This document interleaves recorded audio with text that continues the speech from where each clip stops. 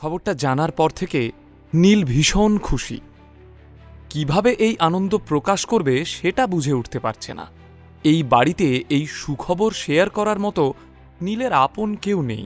চিত্রা বুঝতে পারছিলেন জামাইয়ের আচরণে এমন কিছু পরিবর্তন এসেছে যার কোনো ব্যাখ্যা হয় না। সকাল থেকে সন্ধে হয়ে গেলেও জামাইয়ের ঘর থেকে বের হওয়ার নাম নেই। এদিকে বড় মাকে চিন্তিত দেখে অর্পিতা বিরক্ত হয়ে বলে, ওই অপদার্থের কথা ছাড়ো তো, খেতে এসো। নীল রয়চৌধুরী সিটাডেলের বিল্ডিংয়ে পা রাখতেই কানাঘুষো শুরু হয়ে গেল। রিসেপশনে নিজের আসার খবর জানিয়ে লিফটে 24th ফ্লোরে এসে শশাঙ্ক রায়চৌধুরীর কেবিনের বাইরে গিয়ে বসে পড়ল নীল। এটা নীল না? নীলকে দেখে শুরু হলো ফিসফিস। শুনেছি ও এখন বিপিএল কার্ড হোল্ডার, নির্ঘাত ঠাকুরদার কাছে টাকা চাইতে এসেছে, অথবা চাকরি। অন্যদিকে শশাঙ্ক রায়চৌধুরী কেবিনের ভেতরে বসে নিজেকে মানসিকভাবে প্রস্তুত করে নিচ্ছিলেন। এই 2.5 বছরের রক্তের সম্পর্কে যে ধুলো জমেছে তা এত সহজে মুছে যাওয়ার নয়। তবুও শশাঙ্কবাবুকে এই কঠিন কাজটা যে কোনো মূল্যে করতে হবে। শশাঙ্কবাবু অবশেষে কেবিনের বাইরে এসে দেখেন প্রত্যেক কৌতূহলী চোখ ওর এবং নীলের দিকে তাকিয়ে। কেমন আছিস দাদু ভাই? বুড়ো দাদুকে এতদিনে মনে পড়ল? শশাঙ্কর উদ্দেশ্য ছিল অফিসে একটা বার্তা দেওয়া যে এই মুহূর্তে দাদু নাতির ভেতর কোনো সমস্যা নেই। নীল সামান্য হাসে, আর শশাঙ্ক উচ্ছ্বসিত হয়ে বলেন, ভেতরে আয়, ভেতরে আয়, আমরা ভেতরে গিয়ে কথা বলি। ভিতরে এসে বড় চেনা এই কেবিনটাকে খুব ভালো করে দেখছিল নীল। শশাঙ্কবাবু মৃদু হেসে নাতিকে বলেন, এই 2.5 বছর তোর কথা আমার প্রত্যেক মুহূর্তে মনে পড়ত। রোজ তোর সাথে দেখা করব ভেবেও পিছিয়ে আসতাম। আসলে সাহসে কুলাতো না রে দাদু ভাই। ভনিতা না করে বলেই ফেলুন আপনার আসল উদ্দেশ্যটা। এইভাবে কথা বলবি তুই তোর দাদুর সাথে? এই শিক্ষা দিয়েছে আমাদের পরিবার? আপনি এই পরিবার ড্রামাটা চালিয়ে যান। আমি উঠলাম। যাস না প্লিজ দাদু ভাই। শোভাবাজারের একটা এঁদো গলিতে এই ব্যবসা শুরু করেছিলাম। অনেক খেটে বাড়িয়েছিলাম ব্যবসাটা। তবে এই ব্যবসার প্রকৃত উন্নতি হয় তোর বাবার অক্লান্ত পরিশ্রমে। এই কথাটা অস্বীকার করা যাবে না যে এই বিজনেস এম্পায়ার তোর বাবার অধ্যাবসায়, মেধা আর বুদ্ধির ফল। অবশেষে স্বীকার করার জন্য ধন্যবাদ। এবার বলুন আমার থেকে কি চান? আমি চাই তুই এই বিজনেস জয়েন করে তোর কাকাকে হেল্প কর। আমার কাকা মানে আপনার ছোট ছেলে ধীরেন রায়চৌধুরী, যাকে আপনি কোনো যোগ্যতা ছাড়াই এই কোম্পানির সিইও বানিয়েছিলেন, আর যে মানুষটা এখন আপনার এই সাধের বিজনেস এম্পায়ারকে ব্যাংকরাপ্ট করে দিচ্ছে, তাই তো? ও তোর গুরুজন। গুরুজনকে সম্মান দেওয়ার শিক্ষা আমি ধীরেন রায়চৌধুরীর থেকে পাইনি। তাহলে খবরটা সত্যি, তাই তো? আপনার অপদার্থ ছোট ছেলে সত্যি সত্যি কোম্পানিকে ডুবিয়ে দিতে বসেছে। আপনি চেয়েছিলেন আপনার বড় ছেলের মতো আপনার ছোট ছেলেও তার যোগ্যতা প্রমাণ করুক। দেখুন, সে প্রমাণ করেছে। এখন এইসব কথা থাক, তুই কোম্পানি জয়েন কর। প্লিজ দাদু ভাই, না করিস না। আমি আপনার প্রস্তাবে রাজি আছি, তবে আমার 2টো শর্ত আছে। শশাঙ্ক বেশ অবাক। শর্ত? হ্যাঁ, প্রথম শর্ত, আমি সিইও হিসাবে জয়েন করব।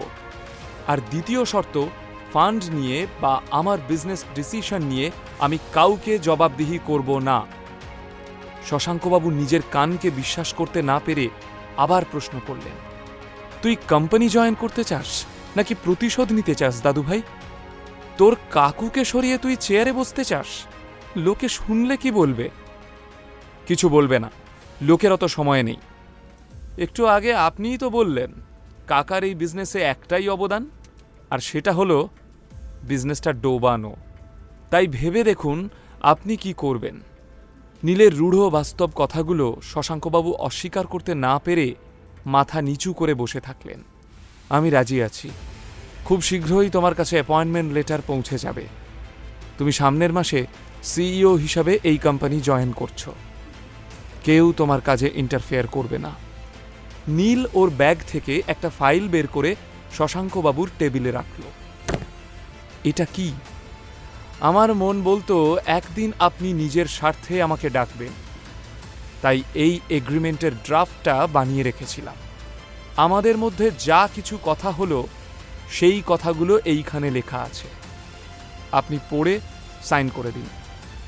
শশাঙ্কবাবু এতক্ষণে খুব ভালোভাবেই বুঝে গিয়েছিলেন নীলের মনের গভীরে জমে থাকা ক্ষত শুকোতে সময় লাগবে, তাই কথা না বাড়িয়ে সাইন করে একটা কপি নিজের কাছে রেখে ফাইলটা নীলের দিকে এগিয়ে দিলেন। এখন আবার আমরা ফ্যামিলি হয়ে গেলাম, দরকার পড়লে ফোন করব, ফোন ধরবেন, আর যা করতে বলবো করে দেবেন, মনে থাকবে। আজ তাহলে আসি। নীল অফিসের বাইরে এসে রাস্তায় দাঁড়িয়েছিল। আজ অনেক দিন বাদে ও ভীষণ খুশি। মেট্রো স্টেশনে এসে ব্যাগ থেকে ফাইলটা বের করে দেখছিল নীল। একবার ওর মনে হলো ছুটে গিয়ে আদ্রিতাকে চিৎকার করে নিজের আসল পরিচয়টা জানাক, কিন্তু নীল স্থির করে এখনই না, এই খবরটা এখন চাপা থাক, আরও চেনা বাকি আছে, আরও জানা বাকি আছে। এদিকে বাড়িতে আদ্রিতা ওর মাকে জিজ্ঞেস করে, মা, নীল কোথায় জানো? কখন থেকে ওকে ফোনে ট্রাই করে যাচ্ছি, ফোন সুইচ অফ বলছে। জানি না আমি, এই বাড়িতে কি কেউ আমার কথা শোনে? আমি তো তোকে সকালেই বললাম নীল কেমন অদ্ভুত আচরণ করছে। কাল সারা দিন কিছু খায়নি, সকালে ইম্পর্টেন্ট মিটিং আছে বলে তোর সামনে দিয়েই তো বেরিয়ে গেল। তখন তো তেজ দেখিয়ে কিচ্ছু জিজ্ঞেস করলি না। তুমিও তো জিজ্ঞেস করতে পারতে। সবার সব দায় কি শুধু মায়ের? মা কি বাড়িতে বসে সারা দুনিয়ার খবর রাখবে?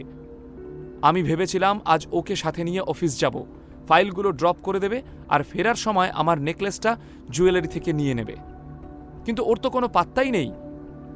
মা, পৃথিবীতে এত মানুষ থাকতে তোমরা বেছে বেছে এই অপদার্থটাকে কেন আমার গলায় ঝুলিয়ে দিয়েছিলে বলো তো? যতই রাগ দেখাস না কেন, তুই খুব ভালো করেই জানিস তোর বিয়েটা আমি দিইনি, দিয়েছিলেন তোর বাপি। উনি এই ছেলের মধ্যে কি দেখেছিলেন সেটা উনিই ভালো বলতে পারবেন। ইতিমধ্যে নিজের প্রসঙ্গে হওয়া কথাগুলোয় কান না দিয়ে চিত্রার পিছন দিয়ে বেরিয়ে যাচ্ছিল নীল। হঠাৎই নীলকে দেখে আদ্রিতা বিরক্ত হয়ে বলে, কোথায় ছিলে? বিশাল বড় হনু হয়েছ নাকি? ফোন করে পাওয়া যায় না? আমি অপদার্থ নই আদ্রিতা, তুমি আমার আসল পরিচয় জানো না।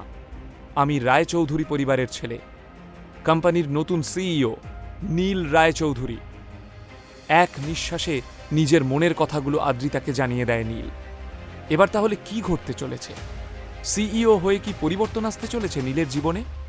সত্যিটা জানার পর কি নীল আদ্রিতার বৈবাহিক জীবন ছন্দে ফিরবে, নাকি ঘটবে ছন্দপতন?